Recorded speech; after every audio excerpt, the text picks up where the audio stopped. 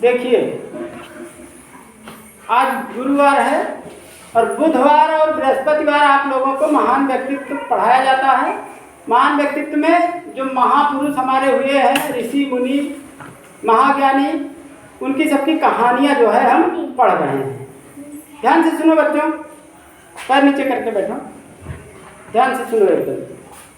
तो अब क्योंकि पहले किताबें नहीं थी आप लोगों के पास, तो किताब हम ला दिए हैं, एक दो जैसे भी व्यवस्था हो सकी है। तो आज से हम ये भी शुरू कर दे रहे हैं। महान विभूतियाँ आपकी है, इसमें पहला पाठ जो है क्या है, ऋषि कुमार नचिकेता। इनके बारे में जो है आज हम लोग इनकी कहानियाँ सुनेंगे कि कैसा व्यक्तित्व इनका था और इनसे मानव समाज को उनके मानव के कल्याण के लिए इन्होंने क्या क्या काम किए। प्राचीन काल में जैसे कोई भी, चाहे राजा महाराजा हो चाहे ऋषि मुनि हो, अपने उच्चतम स्तर को प्राप्त कर लेता था। जैसे ऋषि मुनि बहुत ज्ञान अर्जित कर लेते थे या राजा महाराजा विश्व विजित कर लेते थे, अब अपना राज्य विस्तार कर लेते थे, तो यज्ञ करते थे। यज्ञ का मतलब ये होता था कि सबको बुलाते थे कि अब हम मैंने अपना वो दिखाने के लिए, अपनी पूरी व्यवस्था दिखाने के लिए कि हमारा अब ऐसा सिस्टम बन गया है।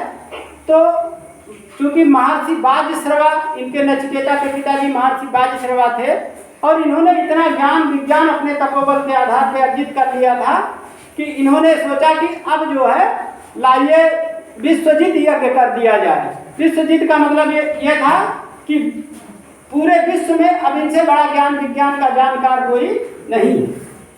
और वेद मंत्रों का उच्चारण होता रहा, यज्ञ कई दिन तक चला और इन्होंने यह निश्चित किया था कि जिस दिन यज्ञ समाप्त होगा हम अपनी सारी संपत्ति जो है यज्ञ में जो पुरोहित आए हुए हैं उनको दान कर देंगे। तो जब यज्ञ समाप्त हुआ तो सारी चीजें इन्होंने दान कर दी। उस समय सबसे ज्यादा कीमती वस्तु गाय मानी जाती थी। सभी आश्रमों में गाय रहती थी। गाय जो है समृद्धि का प्रतीक है, मैंने उनके बैलों से खेती होती थी, गाय दूध देती थी, उनके गोबर से खादें होती थी। गाय ही सबसे ज्यादा महत्वपूर्ण उस समय का, प्राचीन काल के समय का जो है हमारे पास आय का साधन भी था और समृद्धि का साधन भी था। तो आश्रम में हजार हजार लोग रहती थी, बड़े बड़े जो ऋषि मुनि थे, राजे महाराजा थे उनके यहाँ भी। तो जब देखा, ऋषि कुमार नचिकेता भी देख रहे थे, सारी संपत्ति दान कर दी, सारी गौओं को दान कर दिया उन्होंने। तो उन्होंने कहा पिताजी जो है, उनको ऐसा लगा कि कुछ बूढ़ी गाय हैं उनको भी दान दे दिया गया, लेकिन वो दूसरा उनको कोई ले जाएगा तो क्या करेगा, उनको ठीक से खाना नहीं देगा और वो परेशान हो जाएंगी।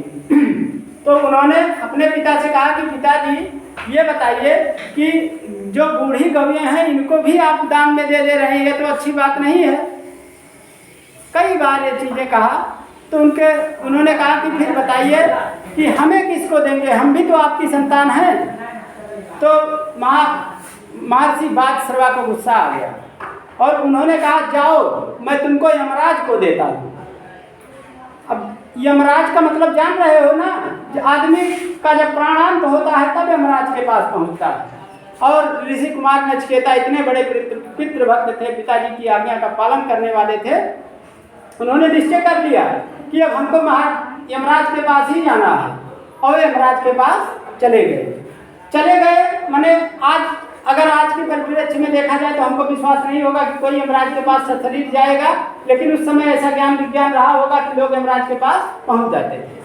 तो गए यमराज के, माने यमपुरी पहुंच गए, जहाँ यमराज का ऑफिस था वहाँ पहुंच गए और देखा कि यमराज नहीं है, वो कहीं गए हुए। उनके स्टाफ सभी जो उनके यहाँ काम करते थे वो सब हैं वहाँ, लेकिन ध्यान नहीं दिया किसी ने। सबने देखा कि इस बच्चे की उम्र तो अभी पूरी नहीं हुई है, ये पता नहीं कैसे यहाँ आ गया है, इसको बुलाया नहीं गया, इसलिए उसको ध्यान नहीं दिया, वो दरवाजे पर ही बैठा रहा। जब 3 दिन बाद यमराज फील्ड से घूम करके लौटे, मैंने भ्रमण पे जहाँ उनकी और ड्यूटी लगी होगी, वहाँ से जब लौट करके गए तो देखा कि बालक वहाँ बैठा हुआ है और उन्होंने अपने योग बल से देख लिया कि ये तो महान पितृभक्त ऋषि कुमार नचिकेता आए हैं, बाजश्रवा के पुत्र हैं।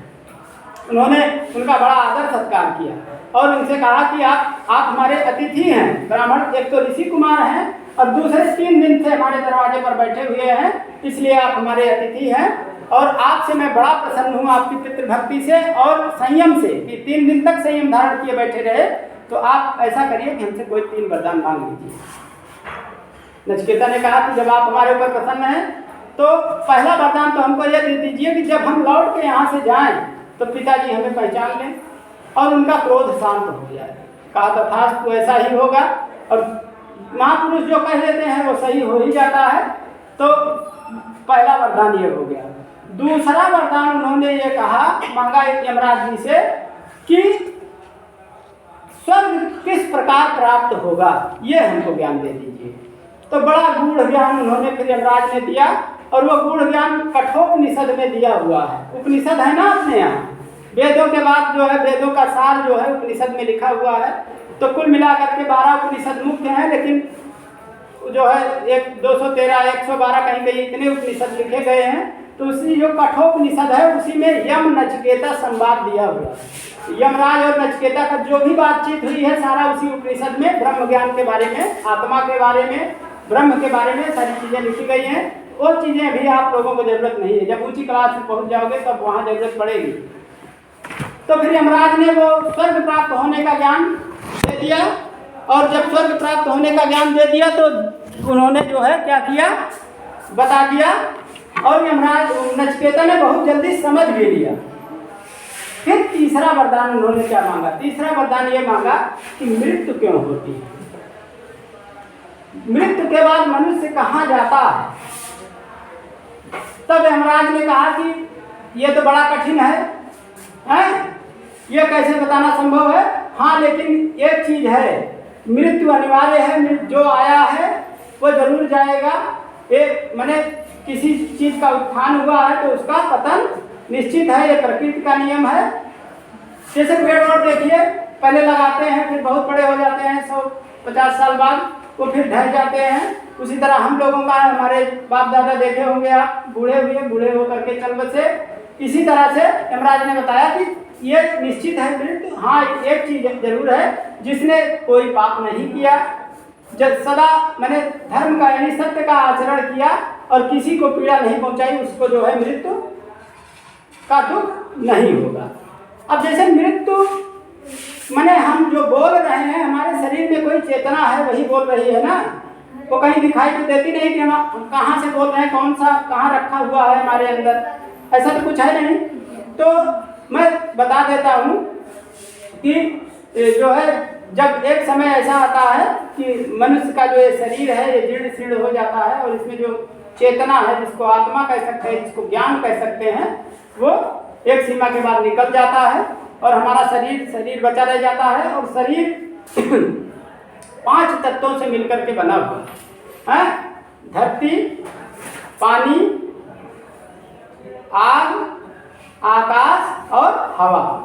इन्हीं 5 तत्वों से शरीर बना हुआ है। तो इन्हीं जब प्राण निकल जाता है तो हम इन 5 तत्वों को 5 तत्वों में ही फिर से मिला देते हैं, चाहे उनको अग्नि संस्कार कर दें और चाहे मिट्टी दे दें, वो उसी तरह मिल जाएंगे। कहा जाता है यत् पिंडे तत् ब्रह्मांडे, माने जो हमारे शरीर में है वही ब्रह्मांड में है। 5 तत्वों से ही पूरा ब्रह्मांड बना हुआ है और 5 तत्वों से हमारा भी शरीर बना हुआ है। तो ये नचिकेता और ऋषि कुमार नचिकेता के बारे में हमने पढ़ लिया कि माने पिता की आज्ञा, इनसे यही शिक्षा मिलती है कि पिता की आज्ञा सर्वोपरि है। जो पिताजी यानी बड़े लोग, गुरु, पिता ये सब कहें वो मानना चाहिए और जहाँ से भी ज्ञान मिल सके वहाँ से हमको ज्ञान का अर्जन करना चाहिए। ये उदाहरण देते हैं कि द्रोह कार्य रहा होगा यमराज के पास जाना, लेकिन वहाँ भी पहुँच करके इन्होंने ब्रह्म ज्ञान प्राप्त किया और आखिर जन सामान्य के लिए, जन कल्याण के लिए कार्य किए। ये हो गई आपकी नचिकेता की कहानी। पाठ 1 खत्म होता है। कल से 2 दिन व्याकरण रहेगा, तुम लोगों का सामूहिक क्लास रहेगी 6, 7, 8 हिंदी व्याकरण। तो जहाँ तक हिंदी व्याकरण पिछले शनिवार को पढ़ा दिया गया है उसकी कॉपी तैयार करके जरूर लाइएगा। और जितना पढ़ाए हैं मैंने स्वर का पूरा पढ़ा दिए, स्वर कितने प्रकार के होते हैं और व्यंजन शुरू करना है तो स्वर तक पूरा जो है नोट करके आप लोग आइएगा और उसको पढ़ के जरूर आइएगा। तो यहाँ हम पूछेंगे, उसके बाद फिर हिंदी व्याकरण जो है 2 दिन तक, अगले 2 दिन करते रहेंगे। ठीक है।